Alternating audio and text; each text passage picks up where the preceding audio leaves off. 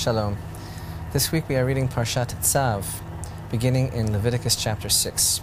It's the second Torah portion in the book of Vayikra, and we're learning all about the various types of offerings. Some were mentioned in last week's portion, Vayikra, some are mentioned in Tzav. And there are so many different types of korbanot, offerings that are brought in the Holy Temple.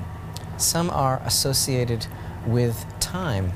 Some are a result of something that's happened to a person. Some are for a vow or a promise or free will, a thanksgiving offering. Some are associated with some sort of financial obligation, and some are also for sin. And the whole concept of the sin offering, I think, is very much misunderstood.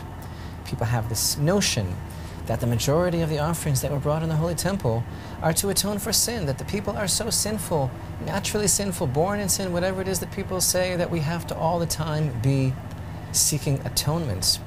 And this is not the case. First of all, the vast minority of the offerings that were brought in the Holy Temple were sin offerings. But besides that, it should be understood that the sin offering is not a blanket excuse for a person to be sinful. In fact, a sin offering could only be brought for an unintentional sin. And also, it had to be accompanied by a sincere, heartfelt thought of repentance, or it accomplished nothing. And really, the idea of atonement, the idea of how the sin offering works, is so important for us to understand. Is it a question of the Almighty wanting to see the blood of an animal? Is it a question of that life being substituted for my life? Actually, the deeper that we understand this, the more that we learn, we begin to see that the animal's life is not taken for granted, that there is a deep process here that's going on that facilitates this mysterious atonement.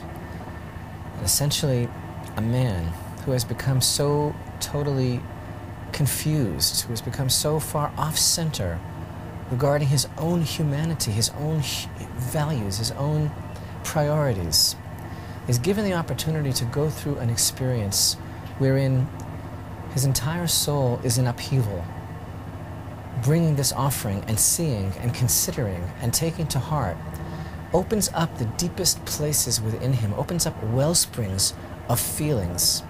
It gives him an opportunity to re-examine his entire life, to reevaluate everything that he's done until now, to express regrets, and to try to figure out what went wrong that brought him to this point. And this, essentially, is the concept of the atonements that the offering facilitates, enables a person to consider his ways, to look at himself in the scheme of things, in the chain of command, in the chain of life, and understand the difference between the animal soul and the godly human soul, and to try to begin again to align himself, to reprioritize, and to take advantage of every moment of life that God has given him.